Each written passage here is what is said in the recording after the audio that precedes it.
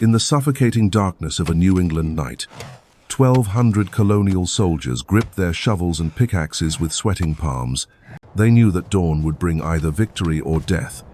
The date was June 16th, 1775. These farmers-turned-fighters were about to undertake one of the most audacious gambles in American military history. They would build a fortress in plain sight of the most powerful army on earth, daring the British Empire. This is the story of those first desperate hours at Bunker Hill, where gunpowder was scarce, nerves were frayed. Ordinary men faced extraordinary choices that would echo through eternity. What you're about to witness isn't just the tale of a single battle. It's the moment when American resolve was forged in sweat and terror, when citizen soldiers discovered they could stand against the crimson tide of British regulars, and live to tell about it. But before the musket smoke cleared and the legends were born, there were hours of chaos, confusion, and split-second decisions that nearly doomed the entire colonial cause before it could truly begin. The real story of Bunker Hill starts not with heroic charges or stirring speeches, but with a midnight march into uncertainty, and the kind of raw fear that makes men's hands shake as they load their weapons. The intelligence that set everything in motion came from an unlikely source. A New Hampshire gentleman of quote-unquote undoubted veracity, who had been visiting Boston when he overheard British commanders discussing their plans. On June 13th, 1775, this mysterious figure brought word to the Massachusetts Provincial Congress that the British were preparing to break their containment. General Thomas Gage and his officers had grown tired of being bottled up in Boston by the ragtag colonial forces surrounding the city. They planned to seize the commanding heights around Boston Harbor, particularly Dorchester and Charlestown, giving them complete control over the waterways, and potentially shattering the colonial siege. The colonial leadership understood immediately that this intelligence, if accurate, represented an existential threat to their cause. General Artemus Ward, commanding the forces besieging Boston, faced a stark choice.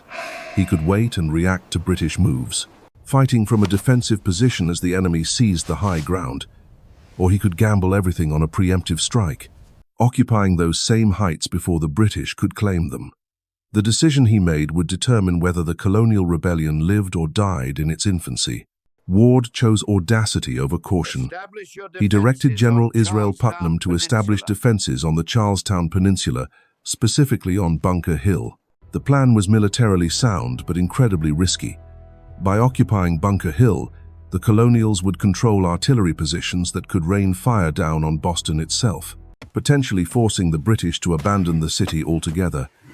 But success depended on speed, secrecy, and the ability of untrained militia to construct adequate fortifications before the British could respond. On the night of June 16th, as the summer air hung thick and humid over Cambridge, 1,200 colonial troops assembled in the darkness. These were not professional soldiers, but farmers, shopkeepers, blacksmiths, and laborers, who had left their families and livelihoods to take up arms against the crown. Many had never seen combat beyond occasional skirmishes with native tribes. They carried an assortment of weapons, from ancient fowling pieces to modern muskets, with powder horns and shot pouches. That contained ammunition they could not afford to waste. Leading this motley force was Colonel William Prescott, a towering figure who stood 6 feet 2 inches tall.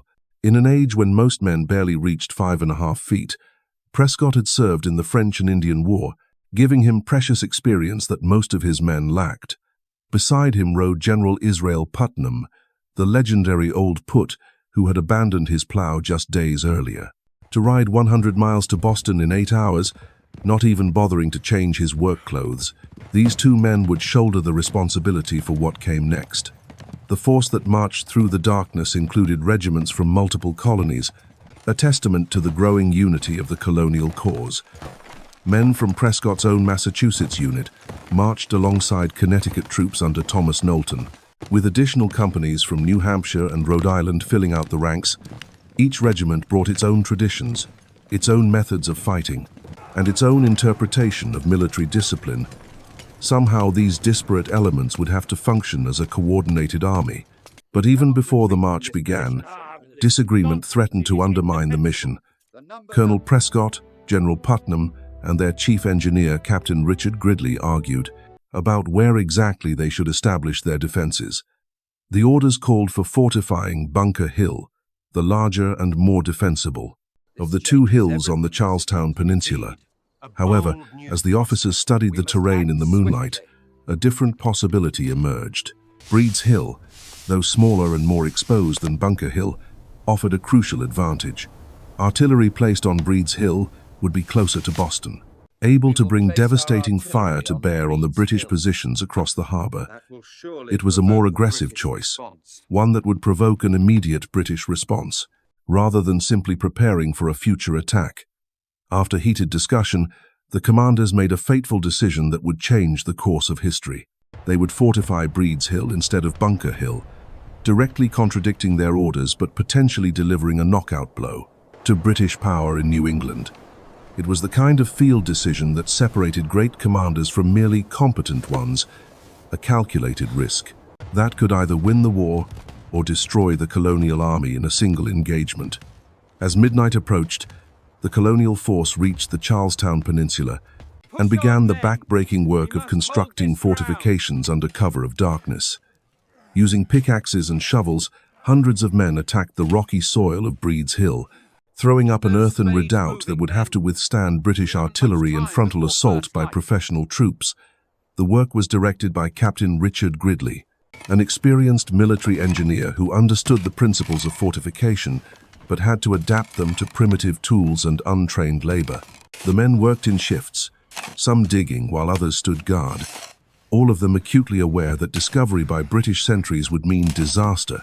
The breastwork they constructed was little more than shoulder-high to a man of medium height, built entirely from the earth they had excavated during the night. It was crude by European standards, but it would have to do. As the hours passed and exhaustion set in, the colonials also reinforced an existing stone and wooden rail fence that ran north from the hill toward the Mystic River, creating additional defensive positions to protect their flanks. The physical demands of the construction were enormous, but the psychological pressure was even greater. Every man understood that they were committing an act of open rebellion against the British Crown, crossing a line from which there could be no return. If captured, they would be hanged as traitors. If they succeeded, they would be the first Americans to prove that colonial forces could challenge British military supremacy and survive. As the eastern sky began to lighten on the morning of June 17, 1775, the colonial troops put the finishing touches on their hasty fortifications. What they had accomplished in a single night was remarkable by any measure. Working with hand tools and sheer determination, they had created a defensible position that commanded the approaches to Boston Harbor. But as the sun rose higher and the British lookouts in Boston began to stir, the real test was about to begin. The colonials had seized the initiative, but now they would have to hold it against the most powerful military force in the world. The first British sailor to spot the colonial fortifications on Breed's Hill rubbed his eyes in disbelief. Through the morning mist rising from Boston Harbor, what should have been an empty hillside now bristled with earthworks and the glint of musket barrels. Within minutes, alarm bells were clanging across the British fleet, and officers were scrambling from their quarters to witness what many would later call the most brazen act of defiance in the history of colonial America. General Thomas Gage stood on the deck of a British warship, his spyglass trained on the rebel position, trying to comprehend how an entire fortress had materialized overnight. Under the very noses of his sentries, the implications were staggering. These colonial farmers had not only anticipated British strategy, but had executed a counter-move that put the entire British position in Boston at risk. Artillery from Breed's Hill could pound the harbor, the city, and every British installation within range. The British response was swift and thunderous. At first light, 4 Royal Navy vessels opened fire on the colonial redoubt, their cannonballs screaming through the morning air in an attempt to terrorize the rebel militia into abandoning their position. The bombardment lasted 2 hours, a deafening symphony of destruction that echoed across Boston Harbor and sent civilians scrambling for cover in the streets below. Inside the redoubt, the colonial soldiers experienced their first taste of professional military violence. Cannonballs whistled overhead, some embedding themselves in the earthen walls, others sailing harmlessly over the fortification to crash into the fields beyond. The psychological impact was immense. Most of these men had never been under artillery fire, and the constant roar of cannon combined with the uncertainty of when death might come created a terror unlike anything they had ever experienced. But Colonel Prescott understood that this was a crucial test of his men's resolve. If they broke now, before the real fighting even began, the entire colonial cause could collapse in a matter of hours. With cannonballs flying around him, Prescott climbed onto the parapet of the redoubt and began walking leisurely around its perimeter, inspecting the fortifications, giving directions to his officers, and offering encouragement to the men crouched below. His tall frame made him an obvious target for British gunners, but Prescott's calm demeanor under fire had exactly the effect he intended. If their commander could stand exposed to enemy fire without flinching, perhaps they could find the courage to do the same. Slowly, the panic that had gripped some of the militia began to subside, replaced by a grim determination to see the fight through to its conclusion. Meanwhile, across the harbor in Boston, British commanders were hastily convening a council of war. Around 9 in the morning, General Gage met with his senior officers.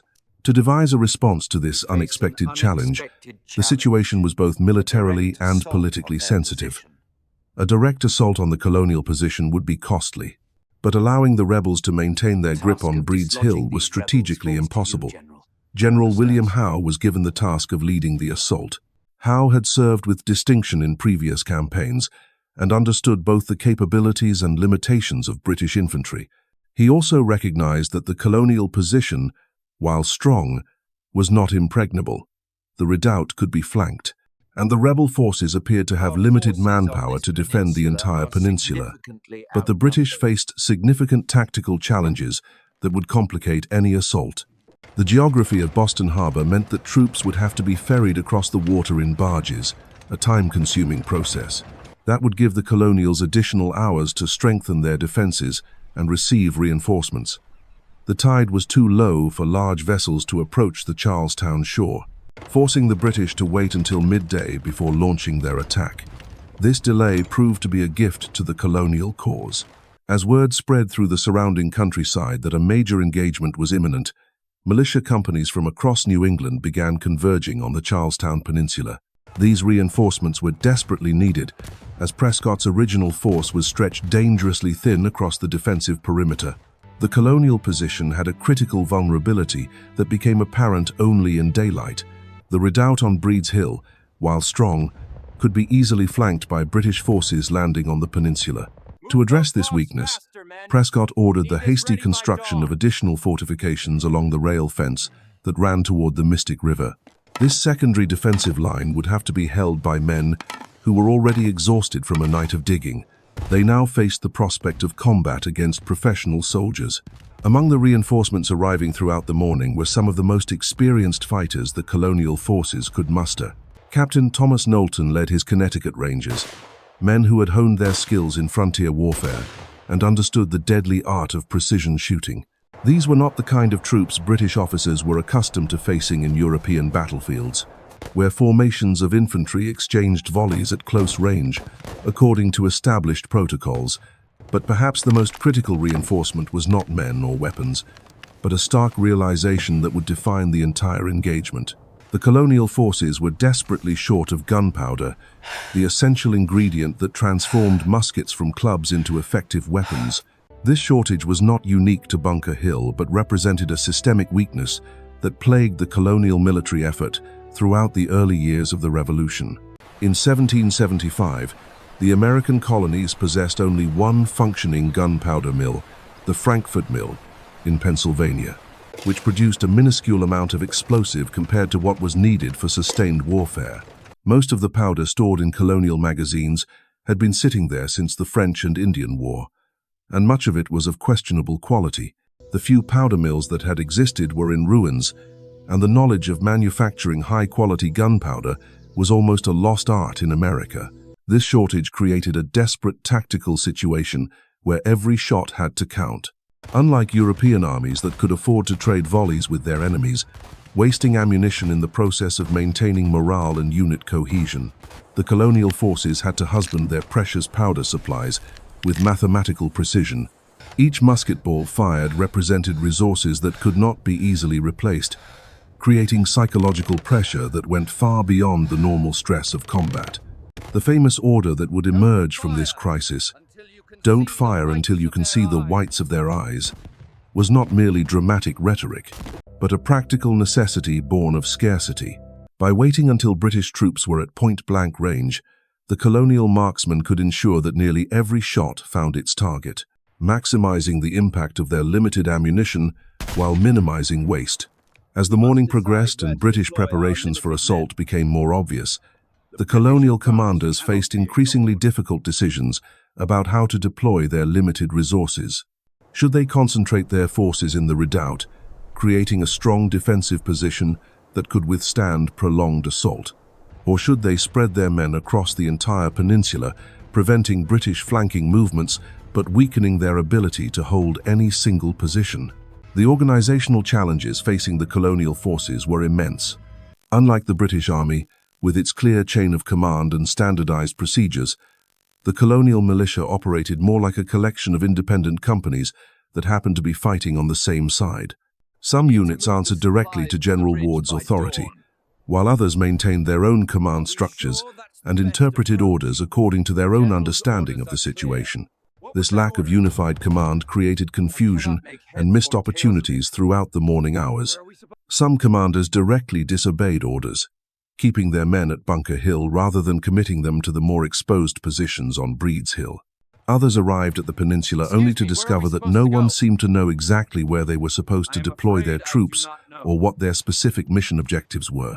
Despite these organizational weaknesses, something remarkable was happening among the rank-and-file colonial soldiers. As the British bombardment continued and the prospect of close combat grew more certain, these citizen soldiers began to display a resilience and determination that surprised even their own officers. Men who had never faced professional military units were standing firm under artillery fire, preparing to meet the most feared infantry in the world, with nothing but their hunting rifles and an unshakable belief in their cause.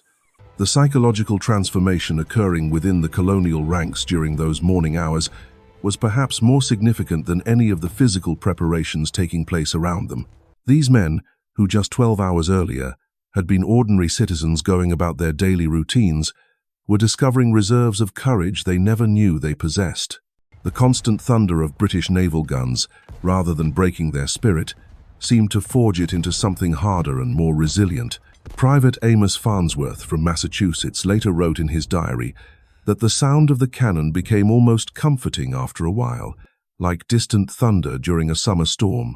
What had initially terrified him and his companions gradually transformed into a source of grim satisfaction.